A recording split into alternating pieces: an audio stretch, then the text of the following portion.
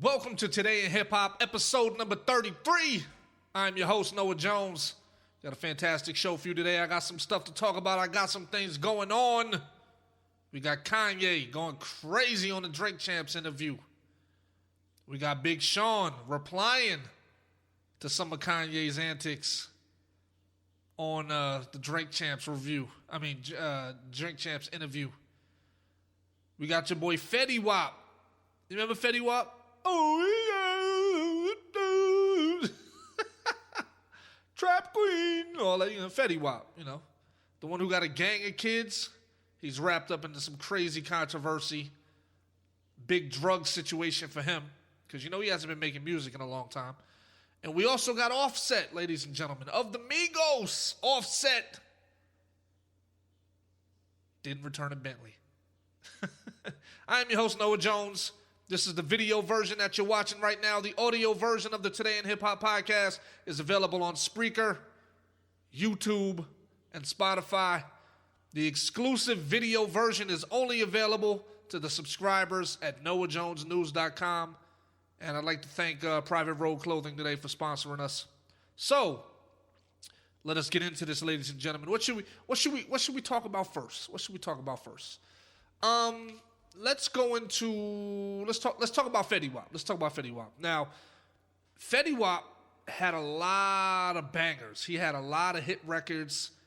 But this kind of reinforces that a lot of these rap artists aren't really making any money. He's had probably at least 4 huge records, ladies and gentlemen. 4 huge records. Now, he ran off and had a bunch of kids, which also was going to dip into your pockets because these baby mamas be brutal, ladies and gentlemen. They will drain you for every dollar that you have. These baby mamas are brutal. So look, let me talk about what's going on. Now, Fetty Wap, he's allegedly wrapped up in a drug ring. The drug ring, basically the government came in and seized, matter of fact, let me just read it. All right, check it out. Legal documents claim investigators discovered $1.5 million in cash, 16 kilos of cocaine, 2 kilos of heroin, fentanyl pills, handguns, and a large arsenal of ammunition during its investigation into Fetty Wap and 5 others. Now, this all went down during the Rolling Loud set. Okay? The Trap Queen rapper was arrested Thursday night shortly before his Rolling Loud set in New York. While it was initially reported that Fetty Wap was arrested on federal drug charges, new details outline the alleged drug operation in which controlled substances were obtained on the West Coast and distributed across Long Island and New Jersey. So basically they was buying the stuff from the West Coast and then moving it from the West Coast to New Jersey and New York. So that's how they were getting the stuff across. According to an indictment, Fetty Wap, whose real name is Willie Maxwell, Kavanaugh Wiggins, Brian Sullivan, brothers Robert and Anthony Leonardi, and New Jersey Correctional Officer Anthony Cinche are all accused of distributing at least 100 kilos of cocaine, heroin, and fentanyl, ladies and gentlemen. Now, we all know that fentanyl has been very, very, very, very popular lately because a lot of people have been overdosing on it. I remember Lil Peep, I think, overdosed on fentanyl. I think Mac Miller had a fentanyl overdose. It's big right now to where these celebrities and other people, they just ODing on fentanyl. So the fact that that's part of the stuff that you got snatched up from, that you're distributing the fentanyl, that's not a good look. They're giving people football numbers for this drug. You know what I'm saying? Craziness. All right, so it says, as alleged, the defendants transported, distributed, and sold more than 100 kilograms, 100 keys, big weight, big money, 100 kilograms of the deadly and addictive drugs, including heroin and fentanyl, on Long Island, deliberately distributing to the opioid epidemic that is devastating our communities and taking too many lives, said the United States Attorney Breon Peace. Law enforcement claims the group received the drugs on the West Coast and used UPS vehicles with secret compartments to smuggle them east. This is like some big major movie shit, ladies and gentlemen. This is like some legit movie shit. Hollowed out compartments, secret fucking spots to hide the drugs, all that, driving across state to state. Crazy. It says all 6 men have been charged with conspiring to distribute and possess controlled substances. Fetty and 4 out of the other 5 suspects are also charged with using firearms in connection with drug trafficking. The group faces life in prison if convicted. Now, got an update for you. It says the FBI has released multiple photos of the drugs and money seized during the investigation in the Fetty Wap's alleged drug ring. Now, here's the thing. He may be involved in it, but do we know that he is the ringleader? You see what I'm saying? So when they say things like his alleged drug ring, he may just be a worker. Granted, he's the most popular one because he's a rapper, but he may just be a worker. He may not, it may not be his ring. He may just be a fucking worker. You know what I mean? So it says they released some photos of the drugs and the money seized, and he's 30 years old, and the allegations that he and 5 others distributed at least 100 kilos. That's insane, man. So he was recently released on a $500,000 bond, and all 6 men have been charged, man. So we'll have to see. We'll have to see where it goes. But the bigger question is, what's going on with these artists? Like if you really take a deep dive into it, it's all smoke and mirrors, ladies and gentlemen. You know how Instagram is like the hub for people fronting on their lifestyle? Instagram is the hub for people that are fronting on their lifestyle. The rap game is very similar. It's the fake it till you make it. It's the you lie about things to look bigger than you are. A lot of these artists are broke. They got bad contracts because they didn't get signed at a time when they had buzz or when they had leverage or anything of that nature. You know, these guys got signed, and all of a sudden, with the money that the record labels put behind the songs, these songs allegedly popped off and made them celebrities, made them stars. So they signed bullshit contracts right out the gate because the record label was like, look, us signing you is a gamble.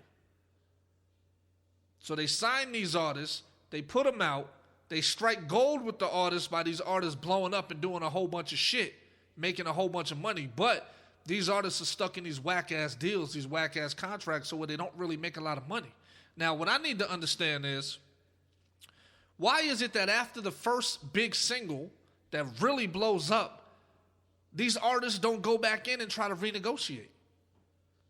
That would be the smart thing to do. If you got a hot record out that's blowing up crazy, before you release your next record, go back in and negotiate and say, yo, I'm going to need more bread because I'm crazy hot right now.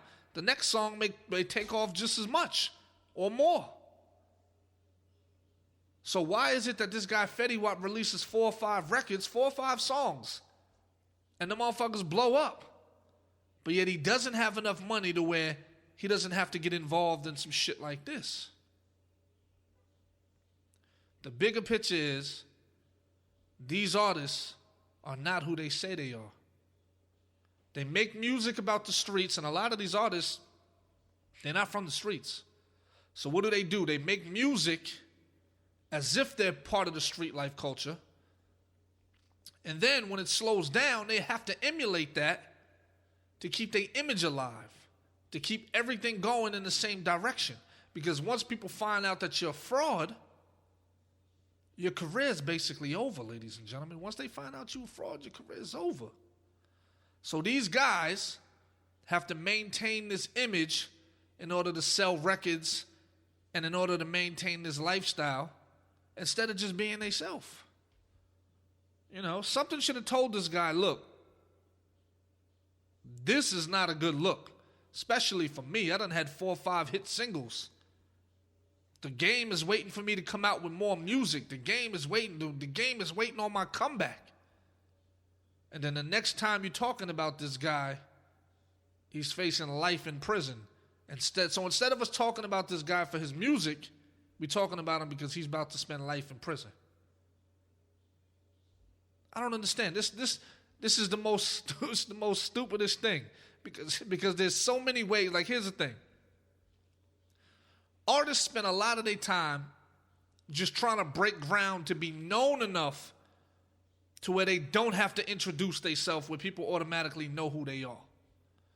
And then you have an artist like Fetty Wap who's super successful, who should easily have ways to monetize his success by either recording, doing features, doing walkthroughs, doing interviews, talking about his life. Like with the power of the internet and YouTube, you can pretty much film your own movie, film your own documentary. You can put it out. You can tell your story. You can do a lot of things to generate revenue, especially if you're already popular enough to where people know who you are without you having to introduce yourself. See, the hardest part is getting people to identify with who you are. Once you break ground and people know you, the possibilities are endless. It just depends on your work ethic, whether or not you're willing to grind for it or work for it or whatever the case may be. Now, some of these people, they're not. They're not willing to work for it, And sometimes, you never know, these people get in the game just for the bitches, just for the accolades, just for the money, just for the recognition. They don't get into this shit to try to be the best artist that they can be. You know what I mean? They don't get into it and say, look, I'm going to be the biggest artist of all time. So once they get their little things satisfied, they get the bitches that they want, they get a couple dollars in their pocket, you know what I mean? They get people thinking that they're making so much money that they decide to fall off, fall back, take a breather, take a rest. We're not in the culture no more where you can take 2-3 years off. That's the old method. The old method, you come out with an album every 2-3 years. Now you got to come out with something every other month. Because we're in a microwave era where people want to hear you. So when you're an artist as popular as Fetty Wap, I don't understand why he would have to resort to this type of shit. And here's another thing. When the shit hits the fan and these people get caught, they don't talk about why they were in the position that they were in. They don't come out and do an interview and say, yo, my record deal was fucked up. I made a mistake and had all these fucking kids. I was drowning in debt. The stress level was crazy. I felt suicidal. I felt like killing myself. This was my last option in order to get this shit off the ground. This was my last shot at breaking even. But here's the thing. With surveillance, the way they can track you nowadays, we're not at a time where shit moves undetected. And then you also got the hater factor. One person's getting more money than the other person. The person is jealous, and what's he do? He hates on the whole crew and brings the whole crew down. Because he's not making the kind of money that he feels like he should make. So he throws everybody else under the rug.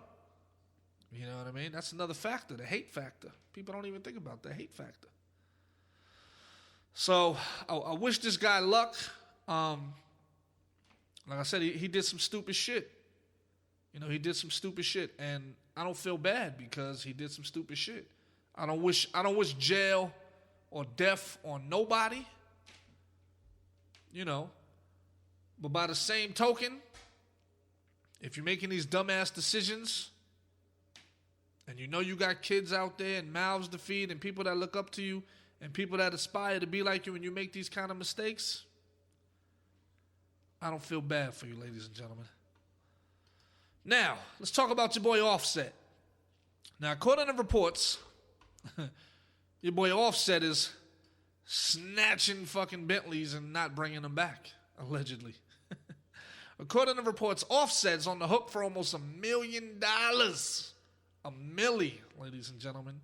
He is on the hook for about $1 million. After the storied artist never returned a Bentley he rented in Los Angeles. The Migos staple reportedly rented a Bentley Bentayga from Platinum Motorsports, a luxury car rental spot, and paid $600 per day eventually negotiating to return the car around late July. So it's been a long time. When the 4th of July hit, Offset reportedly missed a payment, which caused Platinum to reach out. Upon hitting the artist about the vehicle, Offset told the company he didn't have the car anymore. As a result of the random disappearance of the Bentley Bentayga, Platinum Motorsports filed a police report estimating that they lost revenue of up to $100,000 since then. The lawsuit was filed by the company and it was defaulted on November 3rd, and a judge signed off on the suit saying that Offset has to pay $950,000 for the missing Bentley. So let's dive into this. First off, your Offset, right?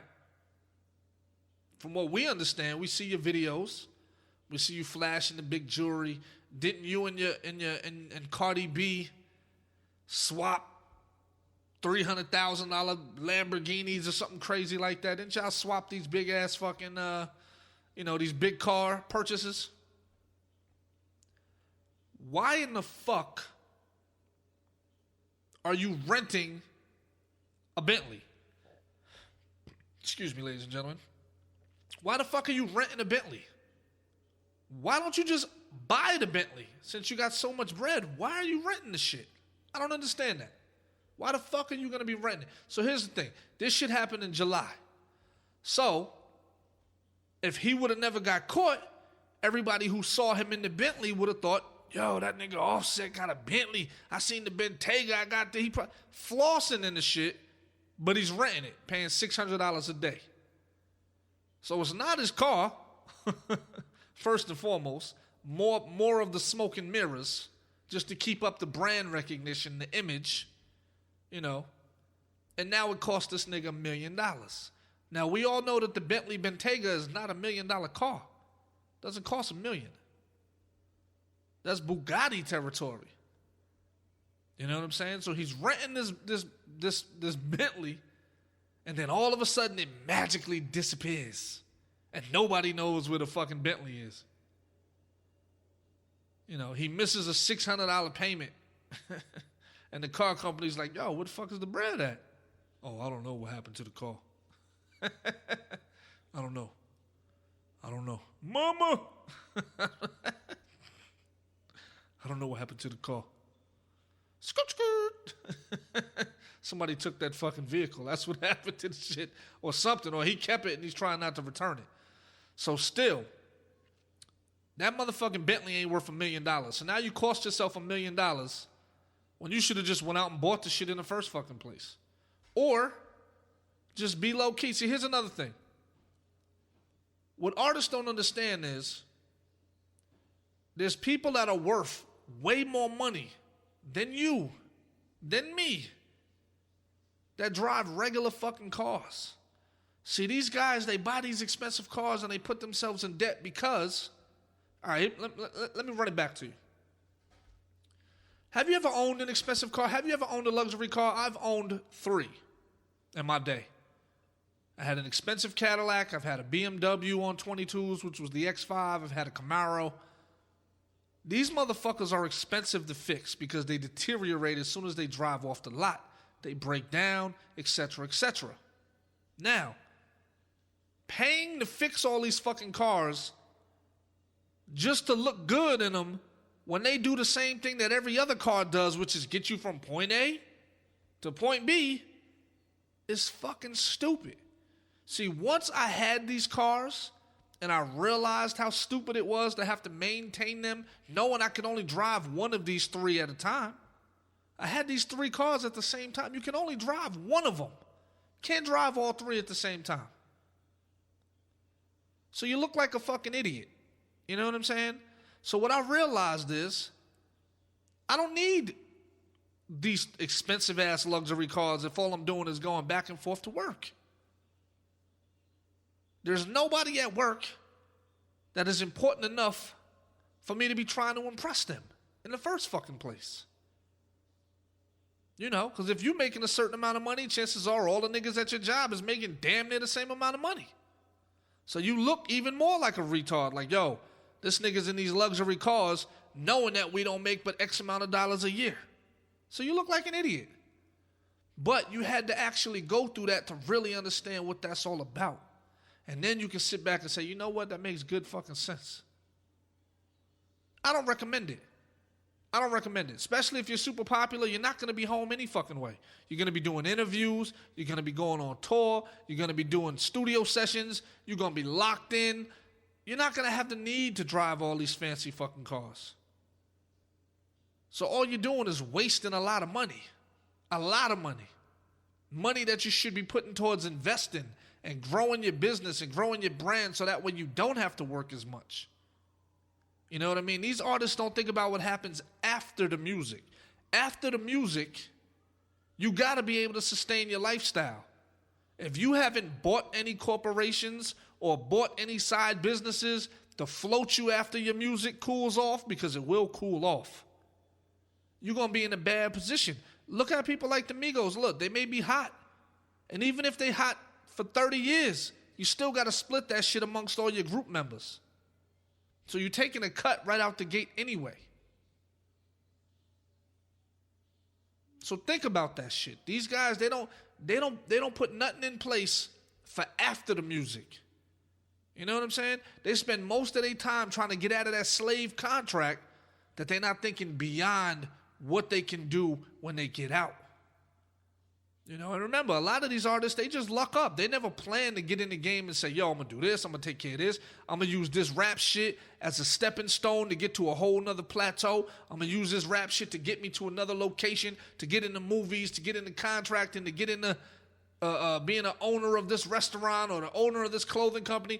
A lot of these people don't even think like that. They just get lucky and they happen to fucking pop off. You know what I'm saying? So now he got to pay $1 million on this fucking car that's not even worth $1 million, you know, because he never returned the shit to the company. Fucking crazy.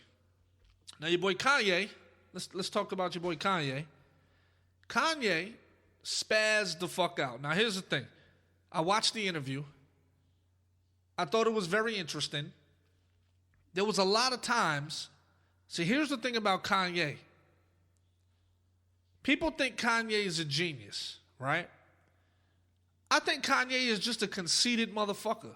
I don't see him doing anything out of the norm than anybody else with power and popularity could do, not would do, because people do things differently, could do in his position. You know what I'm saying? Like, he says a lot of arrogant shit. Like, for example, he said that signing Big Sean was the worst thing that he had ever done. Said it was one of the worst decisions he ever made. Now, why do you say that about a guy who's been nothing but loyal and put out so many hit records under your label, which made you grow as a brand? Now, from what I understand, Big Sean, when he signed his record deal, he signed for pennies on the dollar. He signed for like $5,000 or something crazy, something super low was his record deal. And he went on to have platinum songs, platinum albums, the whole 9 yards, which, with his slave deal, you know, was making money for Kanye. So what Kanye does is, he likes to sprinkle a little bit of intelligence amongst a lot of bullshit and a lot of madness. If you listen to his interviews, he goes off on a tangent so much to where people, you know, forget what the fuck they were initially talking about. That's his way of not answering these questions directly. You ask Kanye a question, he'll say some shit, and then he'll be off to a whole nother, he'll take that shit to some next level crazy shit. And some people will be like, you know what? Yeah, that's a good point. Like he'll sprinkle some smart nigga shit in there with a lot of lunacy. And people call that genius because he's all over the place with his mind. He's just all over the place. He's everywhere. Everywhere. He seems to be a person that cannot focus. focus. He jumps all over the place with the thoughts and everything else. So Big Sean actually replied to when Kanye said that was one of the worst decisions he ever made. Now, during his interview, Kanye claimed that Big Sean and John Legend are sellouts for siding with the Democratic Party during his run in the 2020 presidential election. Big Sean responded writing on Twitter, "The Dems? No, I didn't. I didn't get used by anybody, endorse anyone publicly at all, because I'm not political." This is Big Sean talking. He said, "That's what's hilarious. None of it is true, and he doesn't even know what he's talking about. I'm rolling." That's what Big Sean said about Kanye. Now, it says fans were speculating about what really led to Kanye not riding with Big Sean, and one Twitter user claimed that Kanye owes Big Sean $3 million. Now, in a since-deleted tweet, Big Sean responded, "Not 3, more like 6. You know what I'm saying? Now, Charlemagne the God spoke on Big Sean's alleged contract with Kanye last October after Kanye tweeted that he was giving back the 50% shares he owns of his artist masters. Now, here's the thing. How Kanye conducts his business, that's beyond me. All I know is when you got your hands in so many pots and you got so many things on your table, you can't focus on them all at once. That's why they say, jack of all trades, master of none. Because you're all over the place with everything, but you're not getting anything completed. And the things you are getting completed are going to be subpar because you're not focusing on that shit the right way. You're not giving it your undivided attention. You're spreading yourself too thin, as they say. Spreading yourself too thin. Now, Charlemagne responded to the tweet on the Breakfast Club saying, "The restraint that Big Sean shows to Kanye West is remarkable. It lets me know that he really is healed and is a healed individual." He says, "Kanye, and I hope one day Big Sean will tell his story. Just know Kanye West owes Big Sean a whole lot of money. And he's got Big Sean in a very terrible contract to be out here screaming about giving folks their masters back and all types of other things." Remember, Kanye switched to his whole Jesus thing where he's a Christian man and he's promoting being a good Christian or whatever the case may be. But the stuff that he was saying on Drink Champs, him drinking and smoking, completely contradicts everything that he supposedly, allegedly represents. But we all know that anyway. We know that anyway. We can tell when somebody's false flagging or doing a whole bunch of falseness. You know what I mean? What I believe Kanye was trying to reinvent himself because nobody was talking about him for his music. So once somebody stops with the music and they stop talking about you, people jump into the antics. And they start doing a bunch of antics to get people talking. Kind of like how 6ix9ine, Tekashi 6ix9ine was, where, it's more antics over music. So that's what was going on with Kanye. He started doing a whole bunch of antics, and nobody was feeling Jesus is king like that. You know what I mean? He's just in a weird space doing a lot of weird things. So if you listen to how he conducts himself during this interview, it definitely doesn't seem like he's left all of those things behind. You put a little lick in somebody and the veil comes down, ladies and gentlemen. The veil comes down. And you can kind of see who a person really is behind the scenes. And you get a little glimpse of that. I recommend everybody go watch the Drink Champs interview with Kanye. Shout out to Nori. The veil comes down. And you can get a brief glimpse of how I believe Kanye is behind the scenes. Ultra arrogant, not giving a fuck, thinking he's untouchable, saying whatever he wants to say. You know what I'm saying? He said things like, "Oh, y'all should have killed me when I said George Bush don't like black people." You know what I mean? Like, on one hand, he wants to be this super revolutionary. And then on the other hand, he wants to be, the Christian that walks on water. Then on the other hand, he wants to be the biggest, most polarizing person in the world. You know what I mean? Like, oh, I'm I'm Walt Disney. You know. Now, some people are special. Steve Jobs was special. Walt Disney was special. You know what I mean? Elon Musk is fucking special. Kanye to me is just delusional, bro. He's just fucking delusional. Now, was he talented? Absolutely. Extremely talented. He definitely has the ability to get shit done and to bring the right people together, etc., etc. You know. But I would not relate him or put him on the same pedestal as a Walt Disney, Elon Musk. Some of these people revolutionize things. And when they die, they're going to leave things behind that could have only been brought through by them. You know what I mean? The iPhone, revolutionary. Disneyland, Disney World, all of those ideas, revolutionary. Elon Musk with Tesla and SpaceX and the Neuralink, where he's trying to be able to cure diseases and hook things up directly to your brain, like downloading information like in the Matrix, how they downloaded fucking combat and shit right into your brain.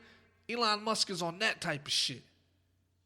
You know what I mean? Self-driving cars, all the shit that we talked about as kids that we wanted to do, he is putting that shit in position. We talked about the flying cars and all that. Elon Musk is the guy that actually can do that type of shit. You know what I'm saying? So, he's pure genius. Kanye got some good ideas, you know. I'm not going to take that away from him. But some of the shit that he does and says just comes off as fucking crazy. So, but that ain't me. That ain't me. But anyway, thank you very much for checking out this episode of Today in Hip Hop. Make sure you tell a friend. Trying to get the likes up, subscribe. Trying to reach a certain goal. Trying to reach 1,000 likes, man. I don't have 1,000 subscribers. Trying to reach 1,000 subscribers on YouTube. So make sure you help a brother out. Give me the HBO special. Help a brother out. Love y'all. Talk to y'all later. It's your boy Noah Jones. Peace.